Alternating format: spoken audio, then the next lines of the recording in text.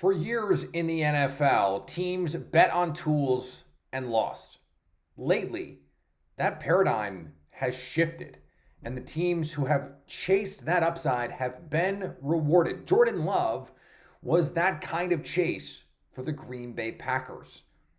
Is that a risk that's going to pay off for them? Sam Monson from Pro Football Focus returns to Locked On Packers. He was on with us before the Aaron Rodgers trade. A lot has changed since then, so that means we have a lot to talk about on a summer Friday. Let's go. You are Locked On Packers, your daily Green Bay Packers podcast. Part of the Locked On Podcast Network, your team every day.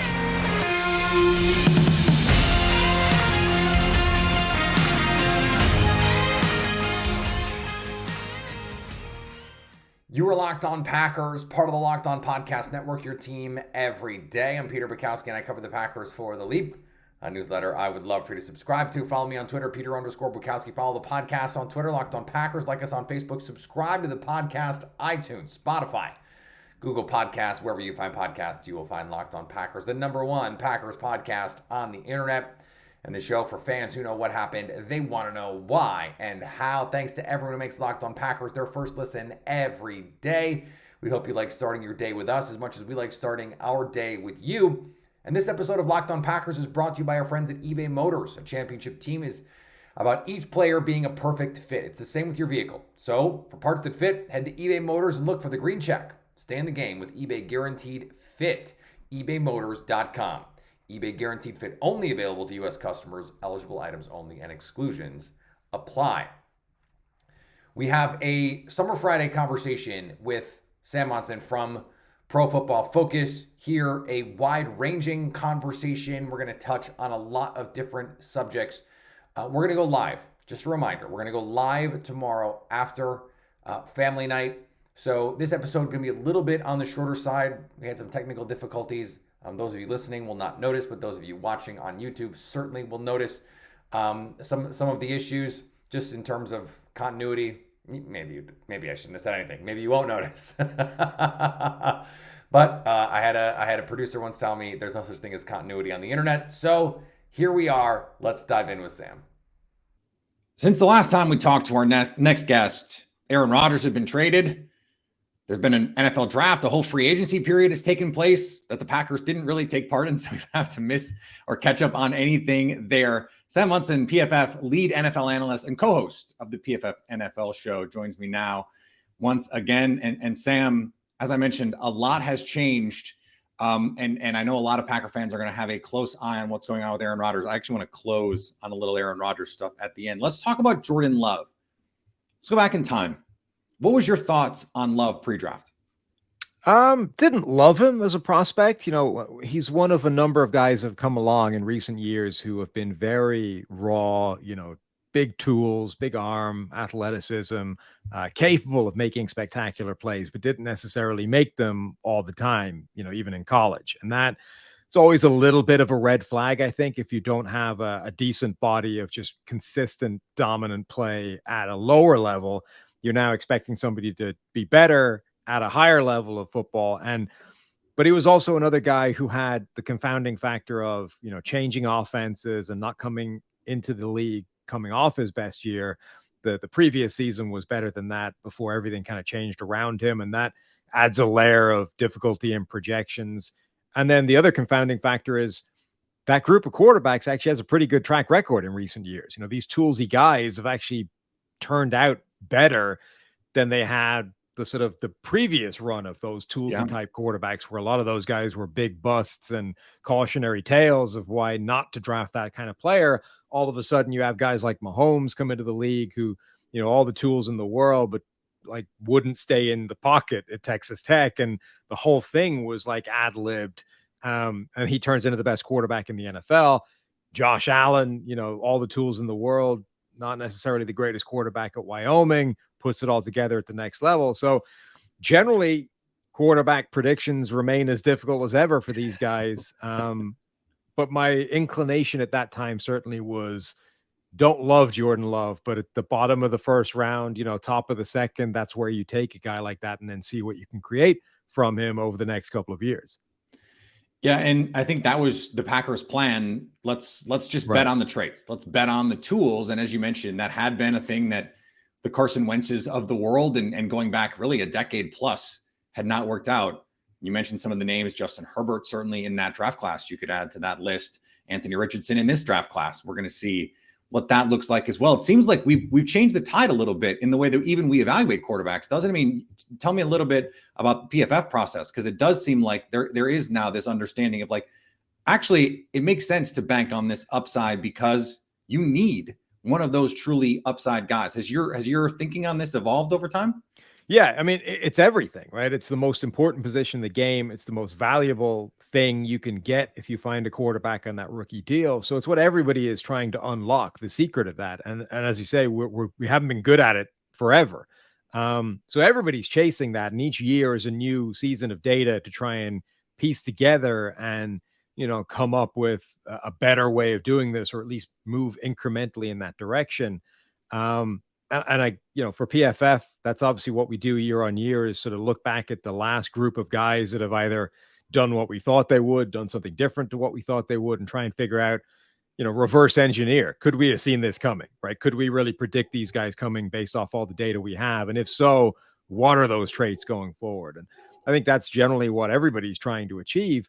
But the other thing is the whole landscape changes in at the same time, right? While we're trying to figure that out, now the goalposts are moving, because whilst a viable starting quarterback might have been a great result a few years ago, now you're in a league where Patrick Mahomes and Josh Allen and Joe Burrow and Justin Herbert and Trevor Lawrence and Jalen Hurts, and the list is endless. So if I find like the next Kirk Cousins in the first round of the draft, does that even do you any good anymore? Because that guy probably can't knock off 3 or 4 of those guys sequentially in the playoffs to win a Super Bowl.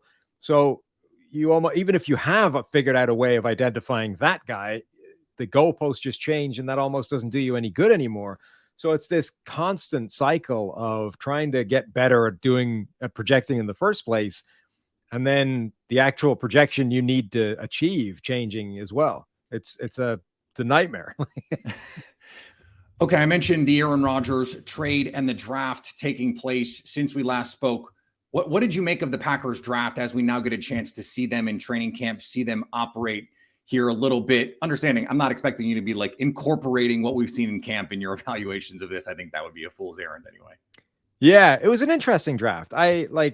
They drafted a lot of times, which I think is good process in and of itself. Needing to have impact players in the draft, the best way of achieving that is to take as many swings at bat as you can. I also really like the approach they've taken, which they've done in the past, and I think they do more than a lot of teams, of sort of double dipping at certain positions. Like, I need a tight end from somewhere, so I'm going to get more than one tight end in the hope that one of them will show up, year one and be able to come in and make an immediate impact. Trying to pull all your eggs in one basket of saying, I need this position, I'm going to take one swing, and if we miss, we're in trouble year one. I think that's just a worse way of doing it. So I really like that approach for Green Bay, and they kind of did that all the way down this draft. Almost every position they seem to double dip at. So consequently, they drafted a few players that I like a lot in that process. Some that I like less, but I appreciate the process of, even when they did grab a guy that I wasn't as high on as some other people, they came back later on and grabbed somebody that I tended to like a lot more. And the kind of, the overall aggregate of it, I think is a really good draft, and one that has the potential to really help this team a lot right away. A lot more to come here on Locked On Packers with Sam Monson on a summer Friday in just a second. August is here, and you know what that means. The official start of fantasy football drafting month. Get championship ready for your home league by trying out best ball on Underdog Fantasy. All you do is one snake draft. No waivers, no trades. Underdog sets your best lineup every week. Try it out with Underdog's Best Ball Mania tournament. Best Ball is taking the fantasy world by absolute storm. Underdog is the place for you. The largest fantasy football contest of all time is back, and even bigger. $15 million of total prizes is up for grabs, including an absurd $3 million to the winner. Last year, the winner drafted their team in July. So don't wait around. Visit UnderdogFantasy.com to find them in the app or find them in the App Store and sign up with the promo code LOCKEDON to get your first deposit doubled up to $100. That's Underdog Fantasy promo code LOCKEDON. It is the easiest place to play fantasy football and the best place for best ball. Yeah, I had a very similar experience where I was like, okay, I don't love Luke Musgrave where they took him. I understand it, but love Tucker Kraft where they took him. I didn't love Jaden Reed where they took him, but love Dontavian Wicks where they took him. And so when you're double dipping on day 3, they grabbed a bunch of defensive linemen. Karl Brooks was someone I wanted to ask you about because he, in fact, just yesterday popped in camp. The pads are on, and now we finally get to see these defensive linemen and trench players. It's a little different perspective once we get the pads on. What did you guys see from an evaluation standpoint in the process? What did you see, and how do you think it translates? Because a guy going from a lower level of school there where he was absolutely dominant. You mentioned this. You want to see a guy kick ass if they're coming from a lower level school, and now he's having to make this jump and change positions all at once. Yeah, Karl Brooks was one of my favorite players in the draft and one of the most difficult evaluations in the entire draft because he was a legitimate 300-pound edge rusher. Like, he wasn't a guy who, was just playing out of position or whatever. He was better playing on the edge than he was playing inside. He had an edge rusher's skill set. He just happened to be 300 pounds. Right. And sometimes that happens, right? And usually when it does happen, that guy has physical tools or measurables that go, okay, that's why he's really good on the edge. But Karl Brooks then comes along and tests like a hippo. Like, it was one of the worst workouts of anybody ever. So you're like, I don't know what I do with that. On the one hand, we've got this guy whose PFF grading was off the charts, 90 plus grades, insane pressure production, just, one of the best sort of statistical profiles in the entire league. But you have this immediate red flag of, but he's completely body type is wrong for this, right? So you've got, if you had nothing other than that information, you'd be like, okay, here's a guy to watch. And then the first thing comes along and goes, yeah, but he's a 300-pound guy doing that. Okay, that's not great. And then you have the next thing to come along, which is, and his measurables stink. So pretty much everything from that point onwards was working against him. Yeah. But you turn on the tape and you're like, it just works. I don't know why. I can't quantify it. It shouldn't be working. And, I have evidence over here that says he's not a viable NFL athlete, at all. But the tape is speaking for itself and says somehow this guy's going to succeed. He finds a way. He's got legitimate, technique. He's got an arsenal of tools to play on the edge. He wins with a wide variety of moves, not just being 300 pounds and running through offensive tackles that aren't used to dealing with that. He has a genuinely impressive skill set. So I was really fascinated by this guy. First of all, to sort of go, I don't know what NFL teams do with that. Number one, do you keep him on the edge? Do you move him inside? My assumption was always going to be that an NFL team would move him inside, right? There's just no way they're going to live with a 300-pound edge rusher and think that's going to work at the next level. They would default to moving him inside, whether or not that's where he belongs at the next level. But also, given those negatives in the tape, where were they going to settle on where to draft this guy? Is that, a third-round pick? Is that fourth, fifth? How far down are we going to take this? So just one of the most fascinating players in the entire draft. And I have no trouble whatsoever believing that as soon as pads come on, this guy is going to start jumping out of, practices and showing that he can play, because he was doing all of that at college, despite working against those, measurables and the fact that he was sort of out of position in terms of body type and all those kinds of things. So he's got something to him, and those things tend to show up when real football starts getting played. Yeah, and he went to the Senior Bowl and acquitted himself well. We talked to Jim Nagy about that, and Packers, they had an all Senior Bowl draft. They had all these guys go through Mobile, and he was changing positions and faced the better competition and did it. And you're like, okay, well, so he can do it.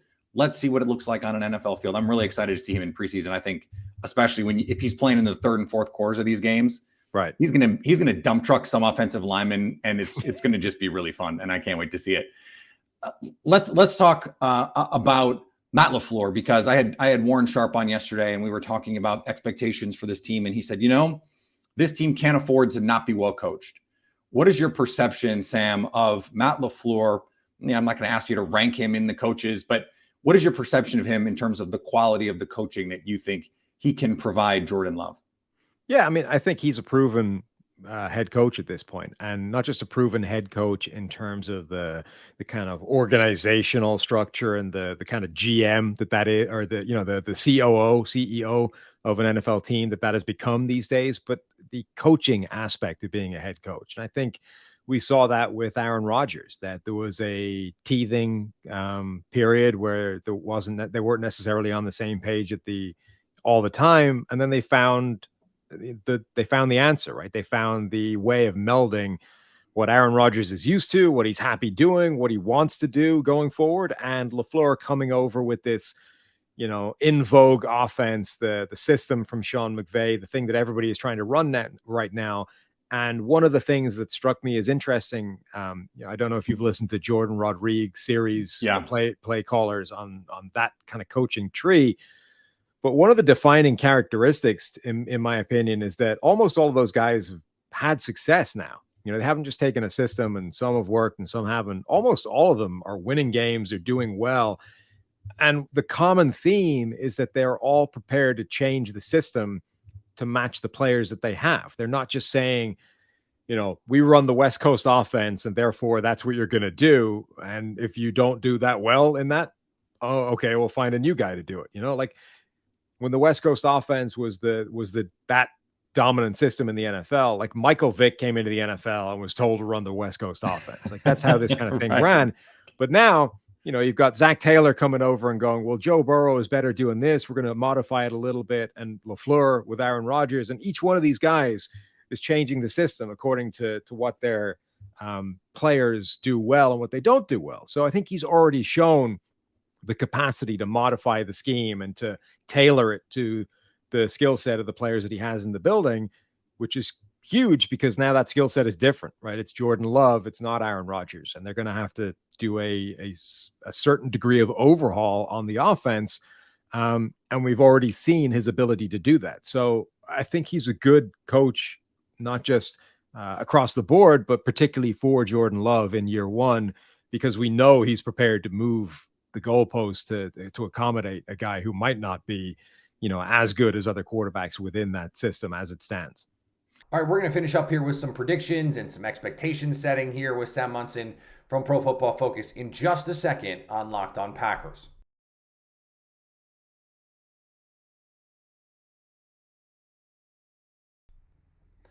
Thanks for everyone who makes Locked On Packers their first listen every day, everydayers.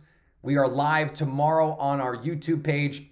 Those of you who do not watch us over on our Locked On Packers YouTube page, why not? You can go subscribe over there. But also, if you're an audio-only person, totally fine. That show will be in your feed on Monday. And Locked On Sports Today is a place where I would love for you to come hang out with us.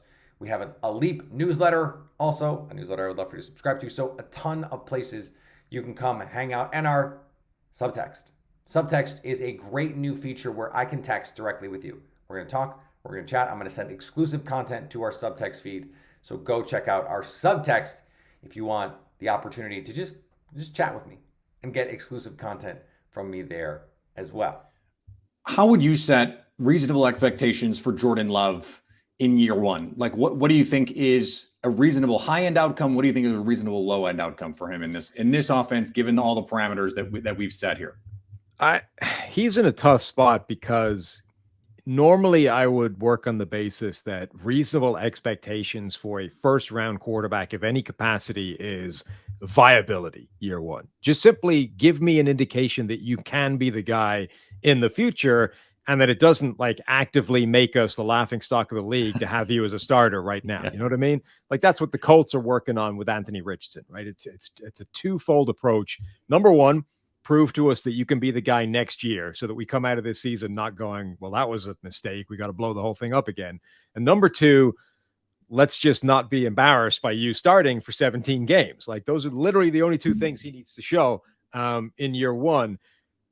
I would say that's a reasonable expectation for any first round quarterback, except Jordan Love has now been sitting there for a while and doesn't necessarily have the time to have the expectations that low. Like he not only needs to show that he's viable and that there's a future there, but he needs to show it's kind of now, because you're almost immediately going to have to pay the guy serious quarterback money.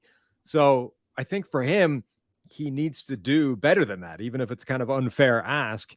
He basically needs to earn, a starting quarterback's kind of salary, which now we're talking is $40 million a year or something approaching that right out of the gate. And it's not a reasonable expectation. Like, let's be honest, that's an unreasonable thing to ask any quarterback to do, but it probably is the reality for Jordan Love. Yeah, and the Packers tried to soften that a little bit by, rather than giving him the 5th-year option, actually giving him a contract that ensured that 5th year, move some money around, all of that stuff.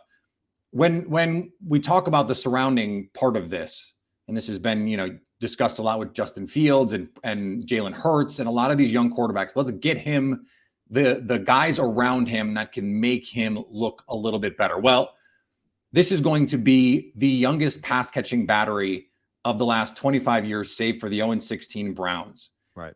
What do you think about that? Number one, as an approach, and number two, like, let's do the same sort of exercise. Like, what is a reasonable outcome for this group? Can we expect them to actually have a, not just viability, but like a decent to good passing offense? Yeah, I think it's risky. It's not as bad potentially as just the sort of statement, laying it out on paper makes it seem. Right. But when you look at the players that they have and the approach that they've taken, they've done that double dipping approach multiple times now. And, Christian Watson came on towards the end of last season, and we saw what he's capable of doing. I've said this all offseason. I don't think the Romeo Doubs hype from a year ago was entirely a fabrication. Like, it wasn't, oh, look at this guy, he's just a training camp superstar. And then as soon as the real game starts, maybe not. Maybe we got out of, maybe we let ourselves get a little bit too carried away there, and he's not really more than a mid-round pick. I think there's something there. Like, Romeo Doubs can be a player at this level. It's just the hype went from, training camp superstar to, oh, he's going to be the number one guy now. Like, he's going to be the Devontae Adams in this offense. Forget Christian Watson. Doubs is going to be the dude. There's a middle ground there. And I think he can get to that middle ground of being like a really useful number 2 receiver for this offense. And then you have that double dipping at tight end to try and make sure one of those guys can be something year one.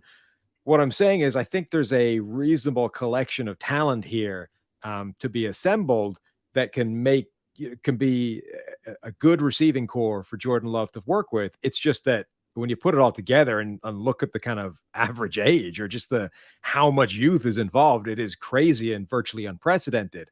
But I don't think it's quite as cavalier or careless as just going and grabbing a bunch of 22-year-old guys and saying, well, this is what we're working from. Good luck. I think, it is a little bit more calculated and designed than that, and theoretically a little better than that suggests it is. All right, last one here. If you could pick one guy that the Packers drafted the last 2 years, so let's say the 2023 draft and the 2022 draft, and say, okay, I'm just going to wave my magic wand, and this guy is going to really pop for this team, and because of that, he will have the biggest impact on this team. So which of these, like, year 1, year 2 guys, if they're good, most improves this team to your mind? I guess it would have to be Christian Watson in terms of the impact that he can have. What I think might help them the most sort of long term would be, like, if Zach Tom ends up becoming not just a good player, but in his own right, but potentially a David Bakhtiari heir down the line. Like, Zach Tom was a guy who had incredibly good production in college. PFF grades were excellent. And then slipped obviously in the draft because of measurables, because of all those kinds of things. But look, year one, like, he could step in and be a good starting left tackle. Like, if you're able to stumble on one of those guys in the mid rounds, it's huge. It's incredibly valuable. So if they were able to get that out of Zach Tom going forward, that could have a massive impact on this team. But obviously right now, given the Jordan Love situation, given where they are with no Devontae Adams, like, they don't need anything as much as they need somebody to emerge as a real, like, viable number 1 elite receiver. Well, we will see what happens with all of those things in the coming weeks, in the coming months. I know you will have your eye on all of that, Sam. I appreciate the time, man. No problem. Anytime. All right. Thanks to Sam for joining the show. Great to talk with him.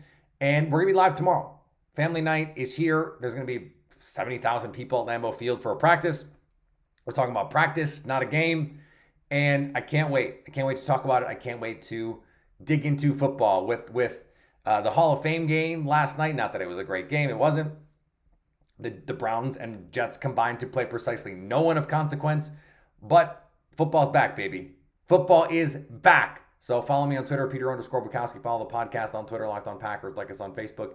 Subscribe to the podcast, iTunes, Spotify, Google Podcasts, wherever you find podcasts, you will find Locked On Packers. And anytime you want to come hang out with us live, like we will be tomorrow night, you can do that over on our YouTube page to stay Locked On Packers.